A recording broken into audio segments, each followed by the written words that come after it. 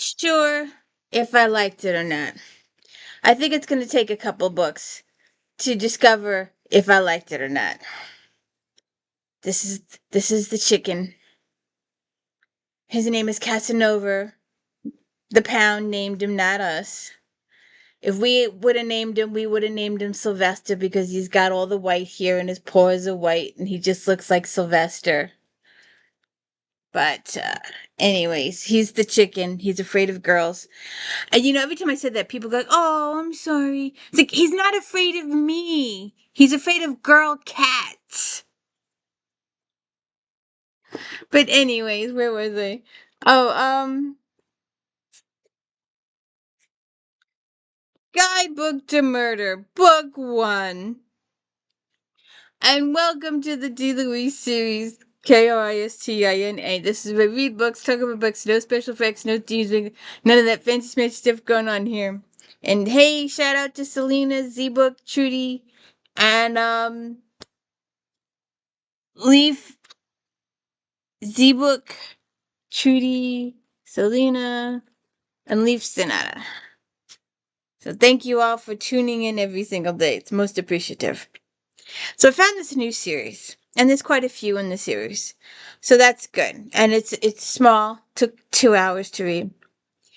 So I I had some issues, and I think it's going to take a couple of books to get past my issues. First of all, I think what started off negatively for me was the entire first chapter she was procrastinating. I gotta do this, and I've gotta do that, and I've gotta do this, and she's making a to-do list, and she's just procrastinating about the whole thing, and she's sitting in an empty bookstore. And, she's got she has a coffee bookshop, and she has one or two customers, and she's like, they're interrupting her reading. They're inconveniencing her. This is her livelihood. She should be hoping for customers. She should have at least one employee, but she has no employees. It's just her at this juncture. And so, like, the first chapter was kind of annoying because she was just procrastinating about everything, and it gave me a negative thing for her. Then, this woman dies. She'd been trying to help this woman, this elderly woman. And it turns out she was murdered. And she leaves everything to Jill. Jill is our main character. And she have Jill, and then we have Greg is the detective. And then Toby is like his underling officer. And then you have the mayor and Amy, a friend, also works at the mayor's office. So you have a very small cast of characters, core cast right now. But I think it would have helped me more if we were made to care about these characters. That was the first thing. The author didn't make me care or feel much for these people. The second issue was the aunt. I wanted trust from the aunt. I wanted Jill to trust her aunt, and I wanted the aunt to trust Jill, and I wanted them to be able to confide in each other. And the aunt took it upon herself. So let me back up here. Jill gets all this money. So she's going to be busy with refurbishing this house. She's got 30 days to refurbish the house. Well, other stuff is going to happen. We'll get to that in a minute. So she calls her aunt in from California. Hey, can you come run the store while I'm busy doing the other thing? The aunt comes in. So then the aunt is like telling him, oh, she's worked there a few days and she gets some ideas about rechanging, reorganizing the store and adding more of this to the store and adding more. And she's doing all this stuff without conferring with Jill. Jill, I think she makes one visit to the store after that. I thought she should have more of a presence in the store since it is her store. So that was an issue there. There was also an issue with Greg, the detective. Now, in the first early chapters, one character tells her there's a brother to Greg has a brother, tells her that Greg is married. So the whole book, you're feeling very, very, very uncomfortable with Greg being around Jill and making all these overture for romance when you assume because the character told the other character that Greg was married, and it just feels spooky. He's always there, he's always hanging out, he's looking out for her, and some of it just gets a little on the spooky side, and it's just like, ew. A huge, massive spoiler, huge spoiler. The very last couple of chapters, it's confirmed that Greg is divorced. But up until that point, you're like, what is going? She doesn't even ask him. She doesn't even confront him early on. Hey, look, so-and-so said you were married. Are you married? Why are you hanging out here? Why are you bringing me dinner every night? Why? And it isn't addressed, and it's just that little thing on the wall that's just bugging the crap out of you. You're like, what? Do you want the readers to really hate Greg? Because at this point, he makes me eerie. He makes me uncomfortable. And even, and he just keeps hanging out and he keeps bringing her food and he's like, he's stalking her, he's checking up on her. And I'm like, because that little thing in the back of your mind's going, he's married. What happened to the wife? Where's the wife? Why isn't she coming angry? Why isn't this happening? Why isn't Jill addressing it? At least address the stupid thing. So it remains the elephant in the room for like 90% of the book. The lack of trust between Jill and the aunt. I don't trust the aunt. I want to know what her motive is. Rumors, speculation is that the aunt is broke and she needs money and all this kind of stuff. So we need to hammer out that part of the relationship. We need to fix that. So I need the aunt's relationship with Jill fixed. I need a level of trust for this to go on. I need a level of trust for her and Greg to go on. Then we get thrown a bunch of things at us at once.